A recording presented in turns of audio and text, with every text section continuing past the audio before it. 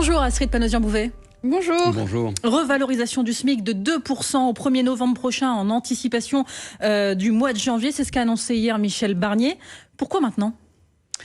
Pourquoi maintenant ? Parce qu'on s'approche très près en fait des 2% de lesquels il y a une revalorisation.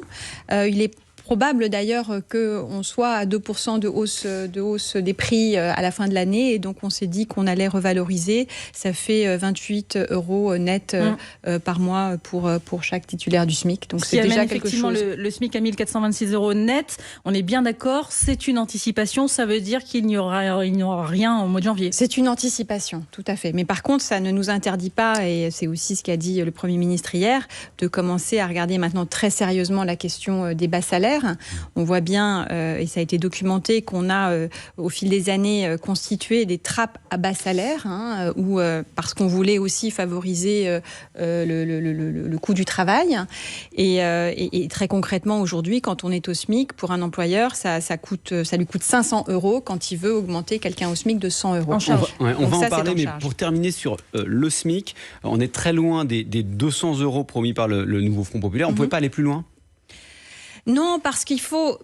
Non, d'abord parce qu'il faut... le vrai sujet, c'est la question des trappes à bas salaire. Le sujet aujourd'hui, c'est qu'il y a beaucoup de gens qui sont scotchés au SMIC à vie. La smicardisation. La smicardisation. Le SMIC, ça doit être un salaire d'entrée, mais certainement pas un SMIC à vie. Le sujet, c'est le temps partiel subi également, qui concerne 80% des femmes voilà, ça ces sujets-là. Ouais. Et donc moi je pense que c'est ces sujets-là qu'il faut remettre pour redynamiser les négociations salariales au niveau des branches et au niveau des entreprises. Vous dites que ça coûte trop cher en fait pour l'employeur d'augmenter les salariés à partir d'un certain niveau. Ouais. Ça veut dire quoi ? Ça veut dire que vous préparez un Big Bang des allègements de charges ?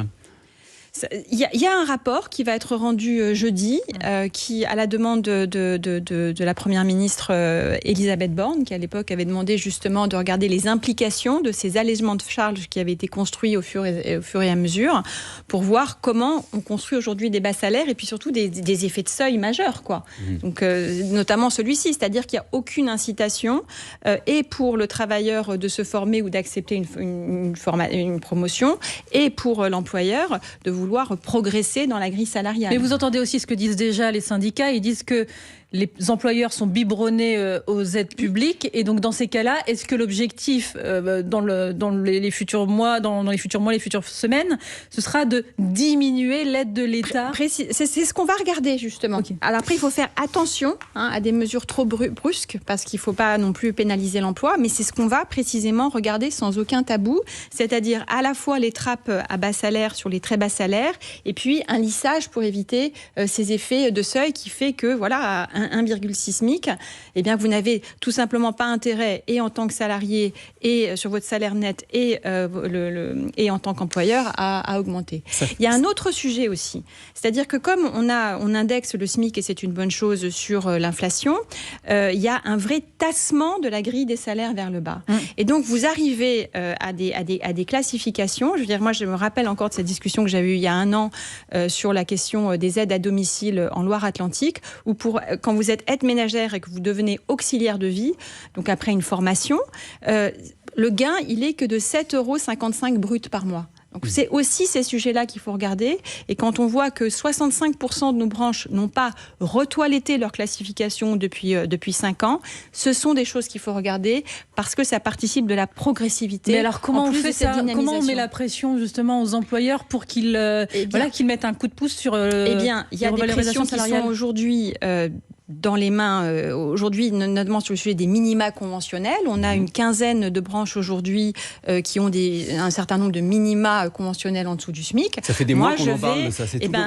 Moi, je suis nommée depuis une semaine, et je vous annonce que je vais regarder la chose très sérieusement et les convoquer avec la Direction Générale du Travail pour regarder ça et les inciter à maintenant avancer très très sérieusement sur cette question, parce que les choses ont tardé. Pour revenir sur les trappes à bas salaire, beaucoup de nos auditeurs qui nous écoutent là, qui sont autour de 2 000 € se disent très bien, mais quand et dans quel cadre est-ce que vous allez prendre ces décisions ? Est-ce que c'est par exemple dans le cadre du prochain budget de la Sécu où on va regarder Oui, mais moi j'aimerais qu'on avance avec le Premier ministre aussi, et puis c'est aussi un sujet de compte public et de finances publiques, mais j'aimerais qu'on avance assez rapidement pour pouvoir prendre en compte les recommandations de ce rapport Bozio-Wasmer dans les comptes de la sécurité, dans les comptes, pour qu'il y ait des impacts. C'est cet automne en fait que les décisions seront prises. C'est cet automne, et c'est d'ailleurs pour cela, pour préparer la déclaration de politique générale, le Premier ministre et moi-même avons rencontré chacun des syndicats et des organisations patronales. Et moi, dès demain, je vais revoir les organisations patronales et les organisations syndicales pour faire le suivi, notamment sur la question des bas salaires, mais pas simplement. Et justement, dialogue, écoute, respect, a dit à de multiples reprises le Premier ministre hier. Les liens se sont parfois distendus avec les partenaires sociaux. C'est ce que vous avez déploré, vous, pendant la passation. C'est un reproche en creux à la méthode jupitérienne d'Emmanuel Macron, où le dialogue social, en fait, a pas fonctionné. Moi, je crois que le dialogue social, que l'écoute, la cohésion sociale, c'est à la fois un facteur de compétitivité des entreprises et c'est un facteur d'engagement, de fierté et de reconnaissance des salariés. Voilà. Je le dis aussi en tant que femme d'entreprise, que j'ai été jusqu'il y a encore quelques années. Donc moi, je crois au dialogue social et c'est vrai, objectivement, que sur les différentes questions, que ce soit la réforme de l'assurance chômage, que ce soit le débat des retraites. Mais les salaires dont on parlait à l'instant, il y aura une conférence sur les salaires, par exemple ? Moi, j'aimerais qu'on mette ce sujet sur la table, effectivement. Une conférence sur les salaires, pour pouvoir... Mais il y a déjà des choses sur lesquelles on peut avancer rapidement. C'est-à-dire qu'avant d'attendre la conférence sur les salaires, il y a peut-être des choses qu'on peut déjà ajuster lors des discussions budgétaires. Alors, reprendre le dialogue aussi sur la réforme des retraites, c'est ce qu'a promis Michel Barnier, reprendre le dialogue avec les partenaires sociaux, mais pour parler de quoi ? De l'âge de départ à 64 ans ? Non, parce que vous savez ce qu'ils veulent, les syndicats. Qu'est-ce que nous ont dit le débat sur les retraites, d'abord, c'est qu'il y a des sujets d'anxiété du travail ici et maintenant. C'est la question de la place des seniors. C'est vrai que de dire qu'on allonge de 2 années pour des questions d'équilibre des régimes par répartition absolument indispensables que le Premier ministre a rappelé hier, c'est anxiogène quand on a le sentiment, et c'est vrai depuis 40 ans, 50 ans dans notre pays, que passé 50 ans, passé 55 ans, on n'a plus tout à fait sa place dans le monde du travail. Qu'est-ce que nous ont dit aussi les débats sur les retraites ? C'est la question de la pénibilité. Moi, il y a un rapport de France Stratégie qui est sorti au printemps dernier qui a dit quand même quelque chose de très révélateur, c'est qu'un tiers des personnes qui sont aujourd'hui entre 51 et 59 ans exercent des métiers qu'on dit pénibles. Et qu'il y a aujourd'hui presque un tiers des ouvriers dans la manutention et dans le BTP qui partent pour des raisons de santé et d'inaptitude professionnelle entre 51 et 59 ans. 25% des auxiliaires de vie. Donc il est question de parler de la pénibilité, du travail des seniors. Contre 5% dans les banques et les assurances. Voilà, ça, ce sont des sujets. Et puis il y a la question des femmes, effectivement, qui, pour des raisons de carrière hachée, j'ai parlé du temps partiel, ont aussi des sujets d'anxiété. Et donc c'est ces sujets que le Premier ministre a souhaité, suite aux différentes consultations que nous avons eues, revoir, mais dans le contexte très contraint. Mais ils vous ont dit quoi, du coup, les syndicats ? Ils vous ont dit oui, on reviendra autour de la table, même si on ne parle pas des 64 ans ? Dans le contexte très contraint des finances publiques que nous connaissons. Voyons si on peut, sur ces sujets-là, améliorer les choses. Moi, je pense que c'est extrêmement important, d'où la volonté, c'est ce qui a été annoncé par le Premier ministre hier, de remettre aussi sur la table la question de la négociation des seniors au travail. Mais est-ce que vont vous dire les partenaires sociaux, c'est que tout ce que vous nous dites là, la pénibilité, les carrières des femmes, les carrières longues, tout ça c'est important, mais c'est à la marge par rapport à la question des 64 ans. Moi, je sais pas. Moi, j'ai envie de les. Moi, je les revois à partir de demain, suite à la déclaration de la politique générale. Donc, je verrai ce qu'ils me disent. Mais moi, j'ai envie de remettre sur la table, comme ça a été dit hier dans la déclaration de politique générale, la question de l'assurance chômage, la question des seniors, la question des retraites progressives. Il y a moins d'1% des gens dans notre pays qui bénéficient de retraites progressives, quand c'est quelque chose de beaucoup plus important. Donc, dans les pays du Nord, qui justement ont réussi le défi du travail des seniors, voilà les sujets dont on doit regarder. Donc pas question de toucher aux 64 ans à la durée de cotisation, c'est ce que vous nous dites aujourd'hui. Pourtant, vous le savez, le RN comme la gauche ont prévu de déposer des textes pour abroger la réforme des retraites. Vu l'état des forces à l'Assemblée, ça va arriver tôt ou tard.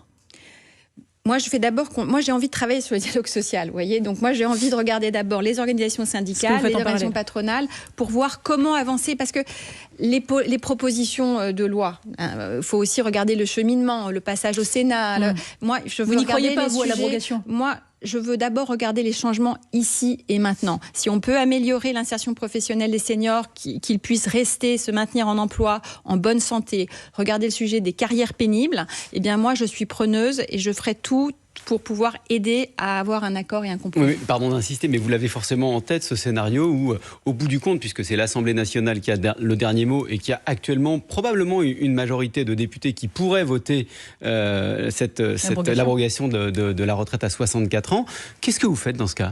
C'est une proposition de loi.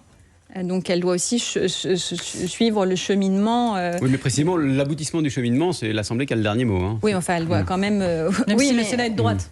Comment ? Voilà. Et puis, il ne faut pas oublier non plus que dans la réforme qui a été votée, il y a aussi des améliorations sur les petites retraites. Parce qu'on parle beaucoup de... Mais parlons-en aussi, des plus 50 € pour les petites retraites qui se sont vues dès septembre dernier. Autre sujet d'importance pour ceux qui nous écoutent, la réforme de l'assurance chômage qui était prévue avant la dissolution et qui visait à resserrer les critères d'accès à l'indemnisation. Elle est morte et enterrée ou alors elle est encore sur la table ?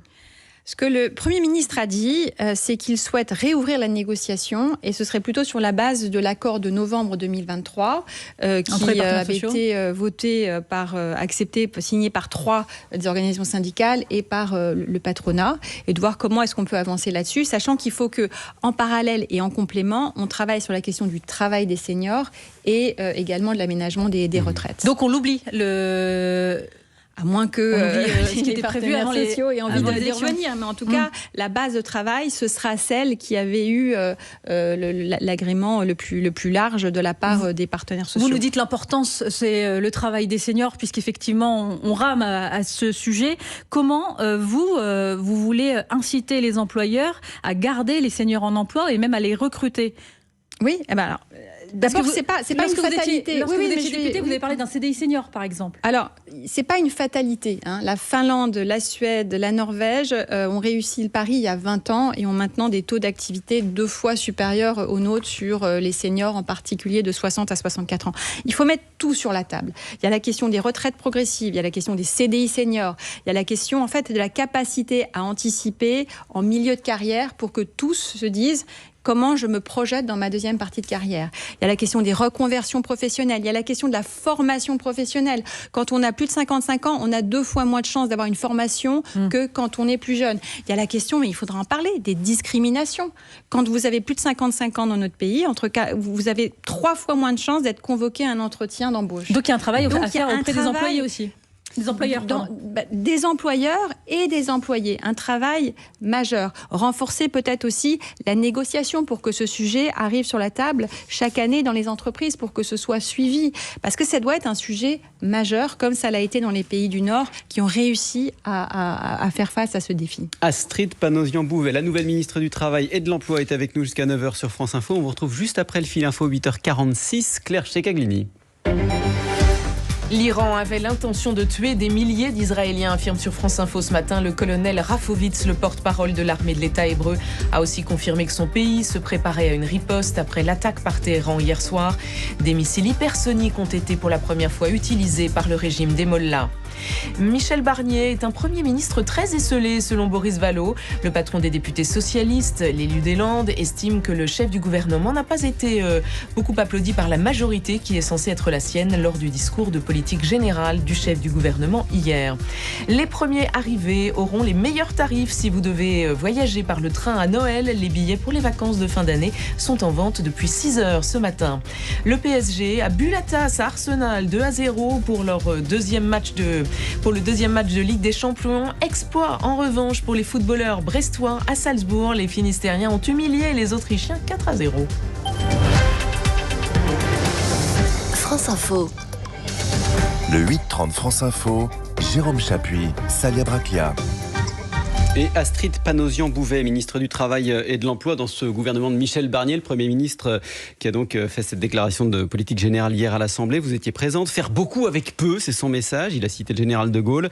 Il y a les impôts, mais les 2/3 de l'effort budgétaire en 2025 se passeront par des baisses de dépenses. Est-ce que ça veut dire que le budget de vos services, ministère du Travail, mission sur l'emploi, va baisser ?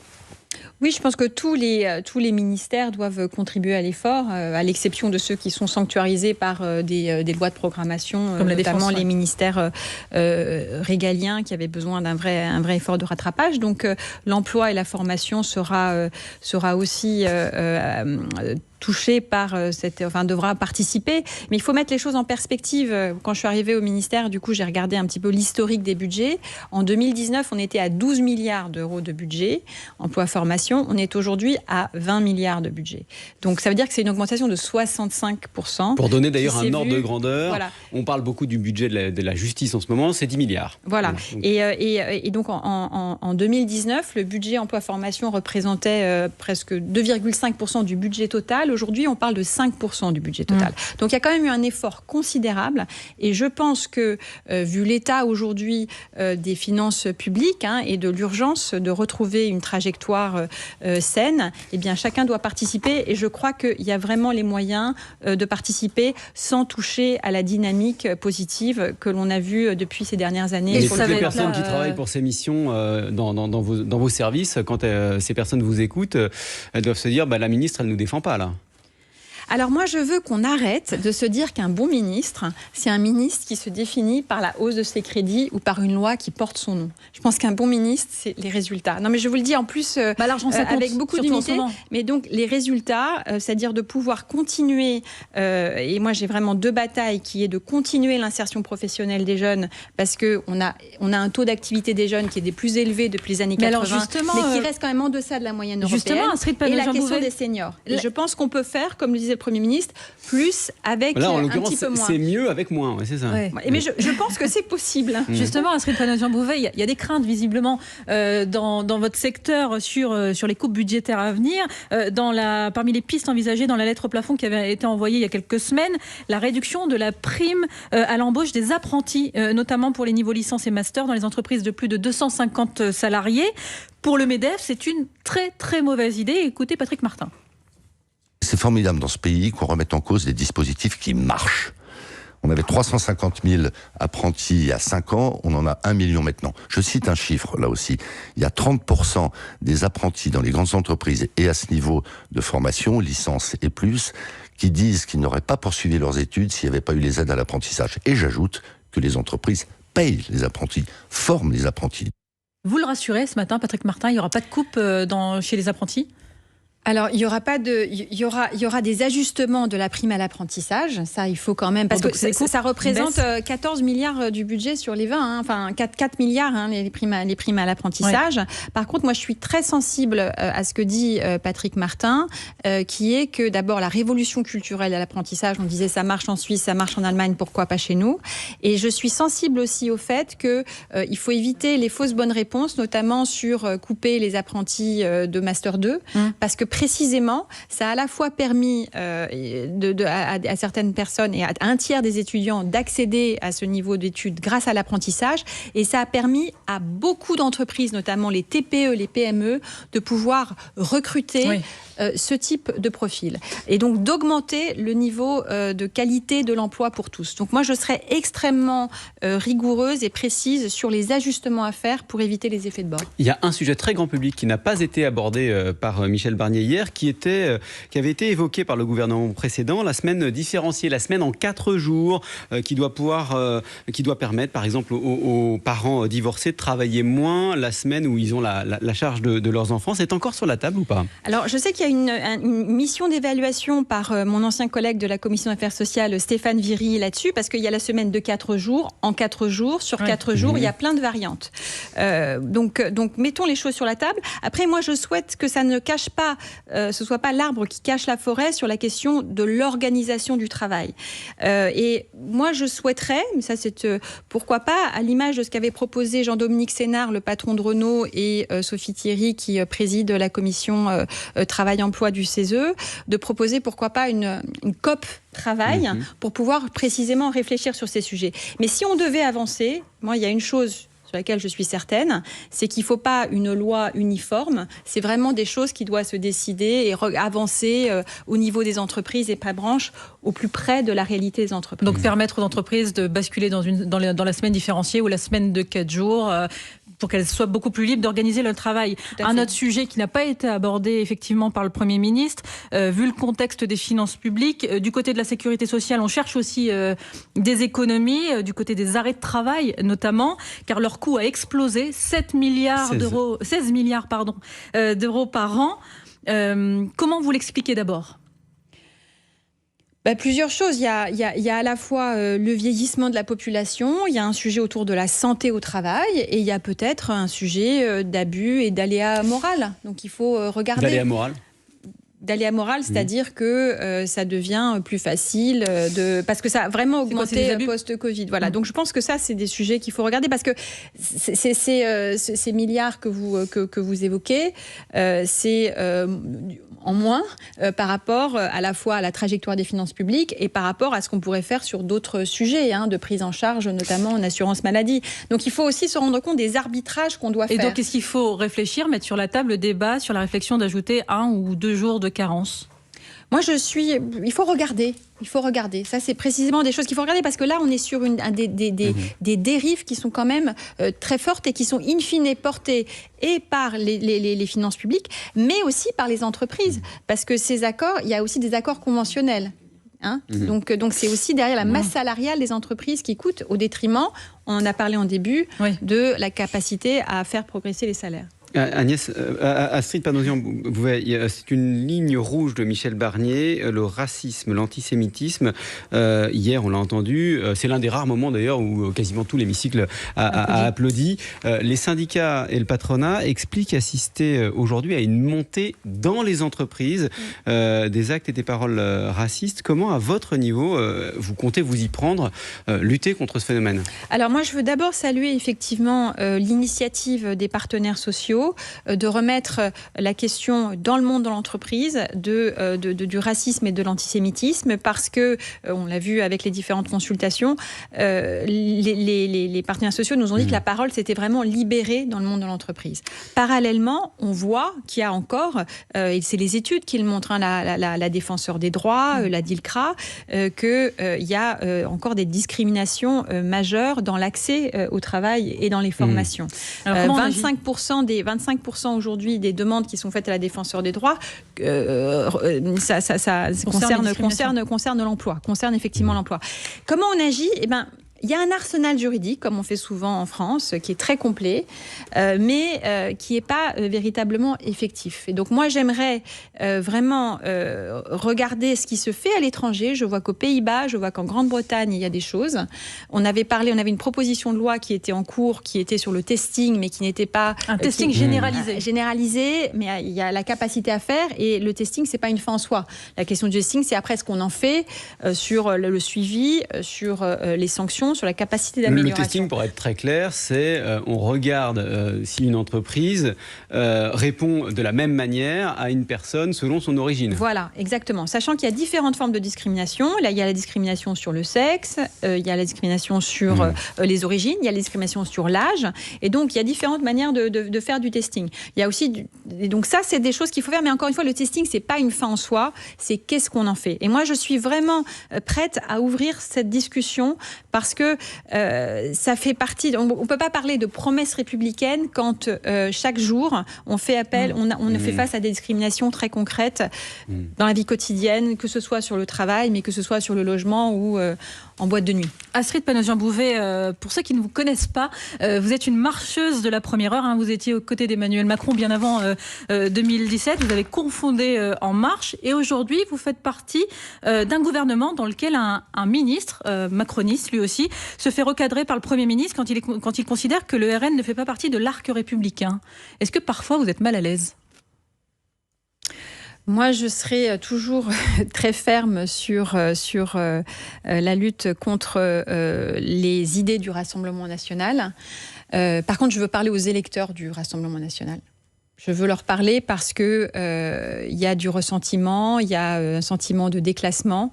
Et moi, dans le le portefeuille ministériel qui est le mien, je pense qu'il y a des choses à faire pour les rassurer et pour leur montrer que les solutions et les réponses proposées par le Rassemblement national ne sont pas les bonnes et sont même contre-productives. Et c'est pour ça que je suis très heureuse que les partenaires sociaux se saisissent, par exemple, de la question du racisme et de l'antisémitisme dans les entreprises. C'est pour ça que je suis très heureuse qu'on se saisisse enfin de ces sujets d'anxiété qui nourrissent aussi l'électorat du Rassemblement national quant à la question des salaires, quant à la question des perspectives professionnelles. Astrid Panosyan-Bouvet, ministre du Travail et de l'Emploi, merci d'avoir été avec nous pour cette première interview à la radio depuis votre prise de fonction au ministère du Travail.